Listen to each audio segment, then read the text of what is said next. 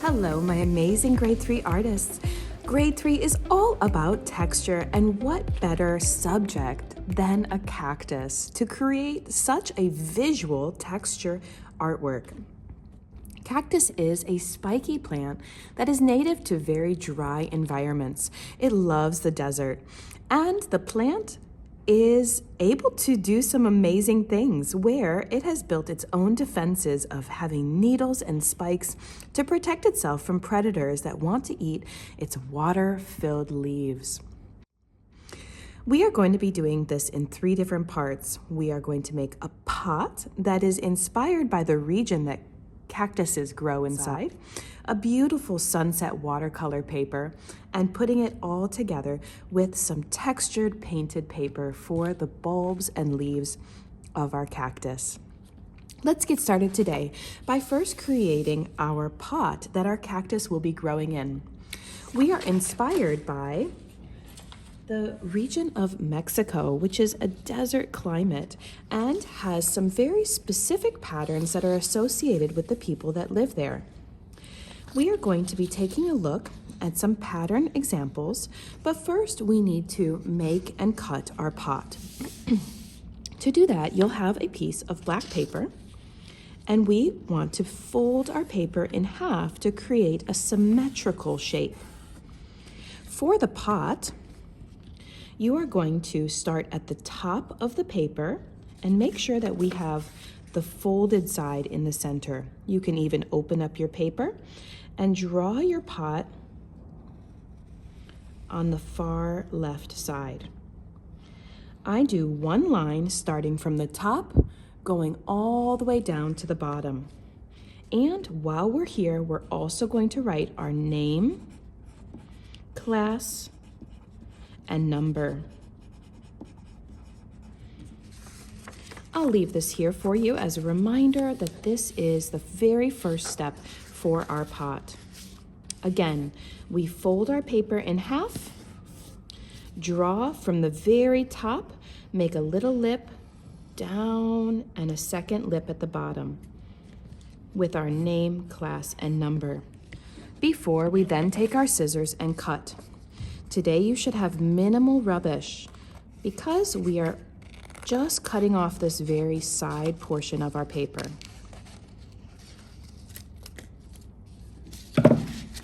Opening it up, you will have your pot, and hopefully it already has your name written on the back. Next, with our oil pastels, you'll be using 2 different colors today. One is kind of a sandy ochre color, and another is a terracotta red. The red is specific today because the actual clay that is found in regions where cactuses grow has a very deep iron red to it. So we want to have our pot have that same type of color family. Using some pattern inspiration from the region where cactuses grow, you will first take that ochre color and press with a good firm pressure for your oil pastel and create some patterns and design on your pot. I love that I have a folded line on my paper because it actually creates a place for me to make sure that my design is symmetrical.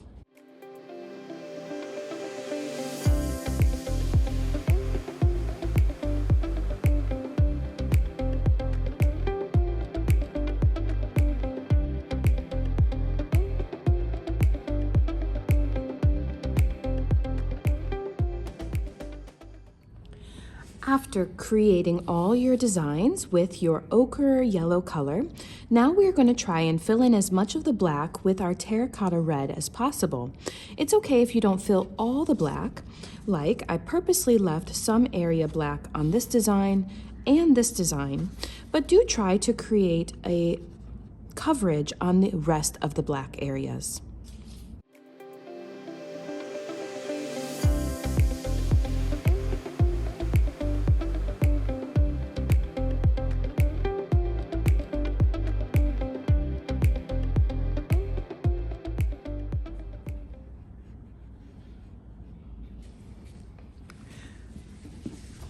After you have finished all of your terracotta red oil colored pencil, After you have finished all of your terracotta red oil pastel, Then you can go ahead and put it in the class basket. Your name should already be on the back.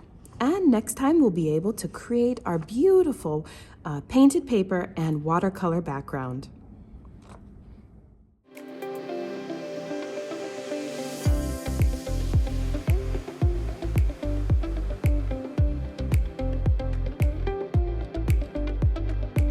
Okay, grade 3, welcome back for our second day of creating our textured cactus artwork. Today we are going to have a full day of painting. We are going to first create our watercolor background, and then we are going to make some beautiful textured paper that will remind us of cactus.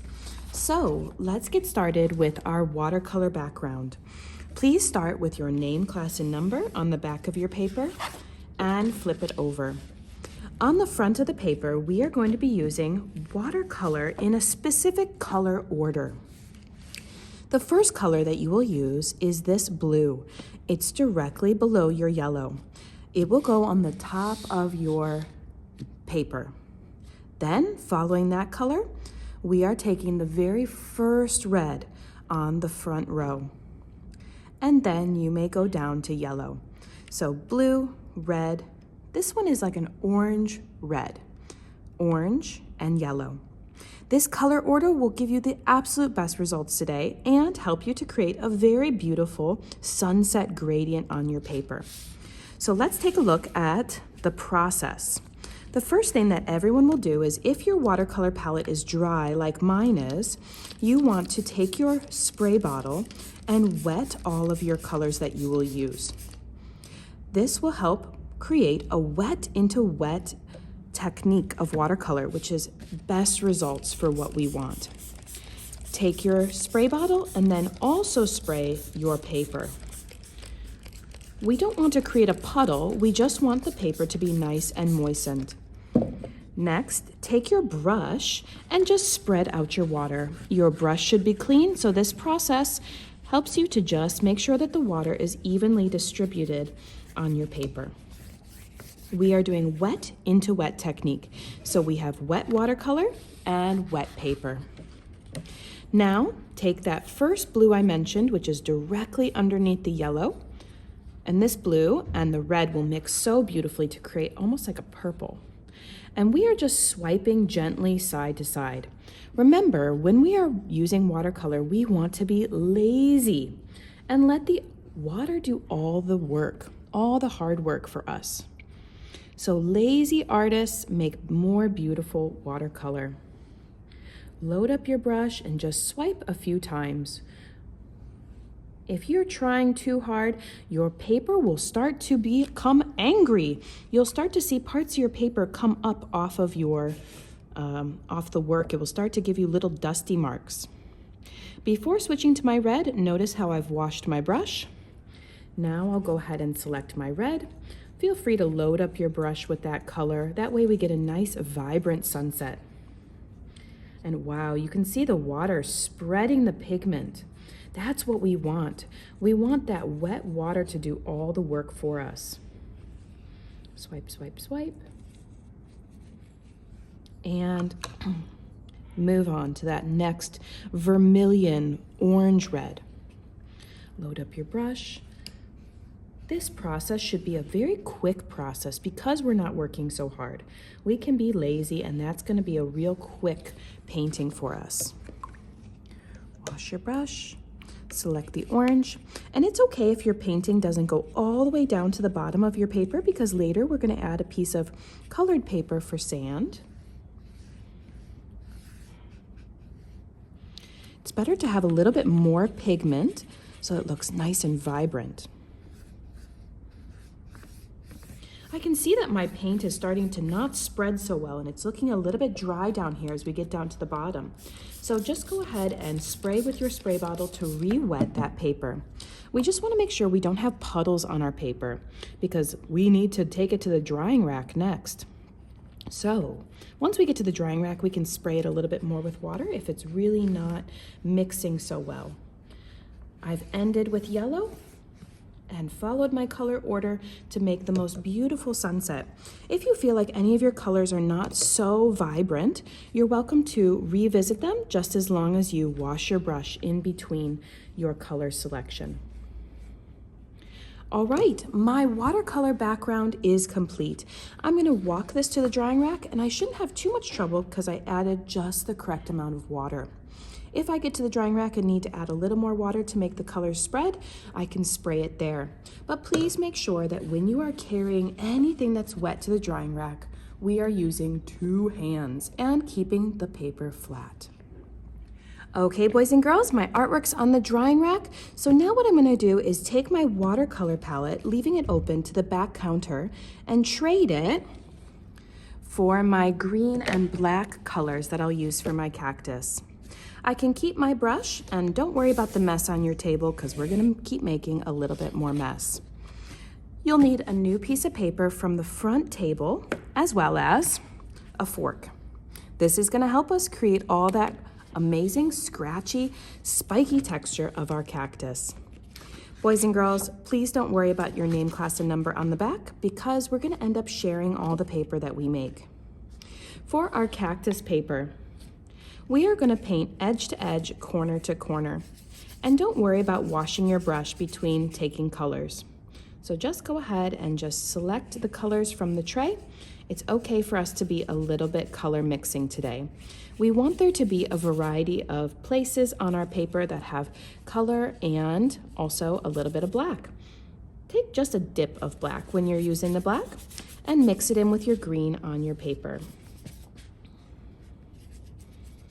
Creating painted paper can be fun, and boys and girls, just be a little bit free and flexible with it. But one thing that I really want you to do is when your paint is wet, like mine is, take your fork and scratch places on your paper that we can create that cactus spiky texture. If your paper is dry, like this one, it won't do any more scratching on it. You need to have wet paper to create the scratch marks. So paint a little bit, scratch, paint a little bit, and scratch.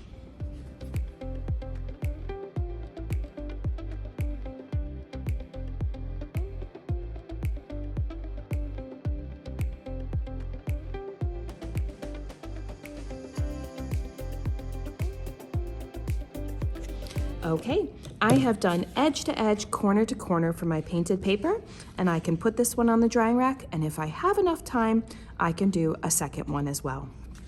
All right, boys and girls, when we are finished for class, all of our paint trays and cups of water will go on the back counter, and we will wipe our table with a wet rag.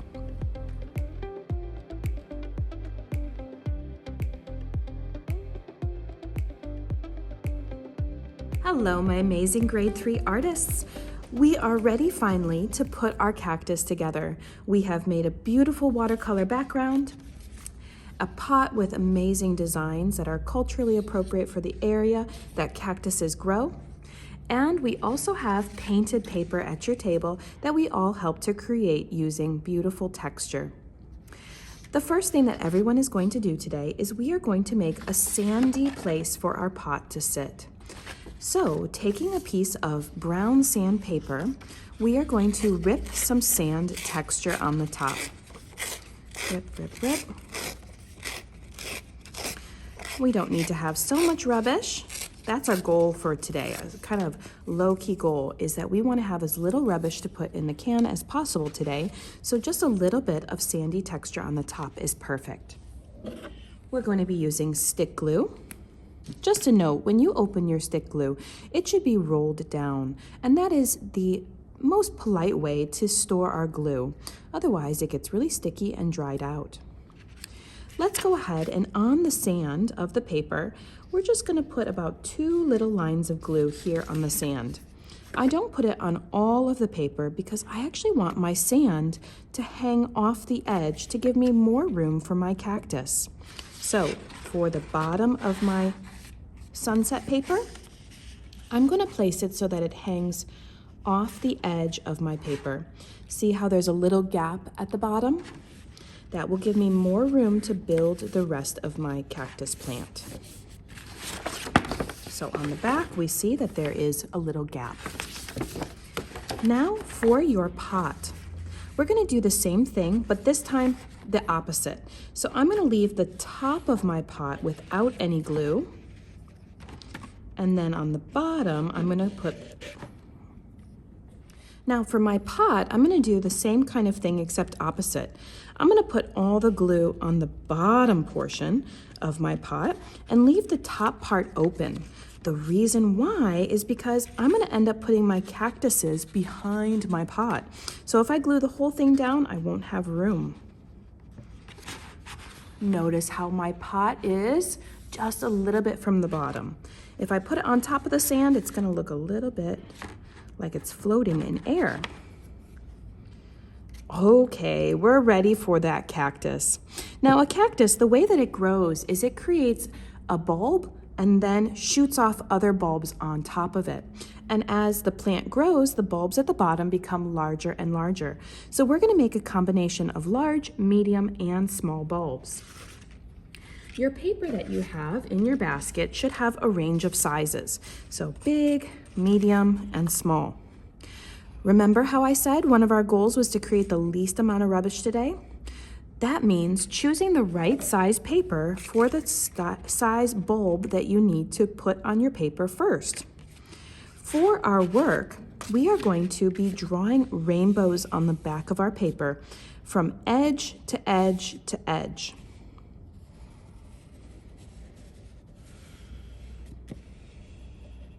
Our bulbs will look a little bit rectangular or square, but that's good.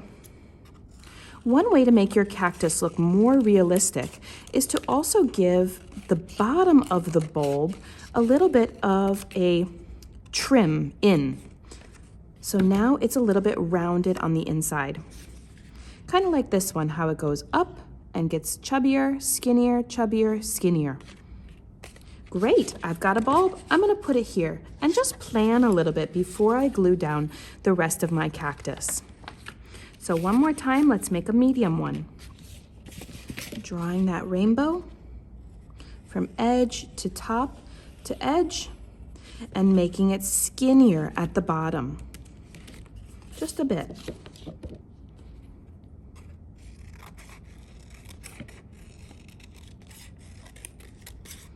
You could go even so far as to make just a little bit of a rounded cut at the bottom of that to make it so that it contours your cactus bulb that's underneath it.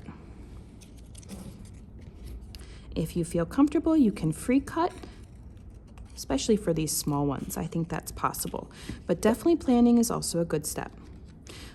Okay, I've got one. Now let's go ahead and make some more. Feel free to layer them up. Maybe I'll move this one to the side. I'm glad I'm planning first because that helps me to build a cactus that I feel is growing in all kinds of directions and looks way more interesting. Once you feel like you have a cactus that is really fun and filling the page, feel free to glue down all your parts.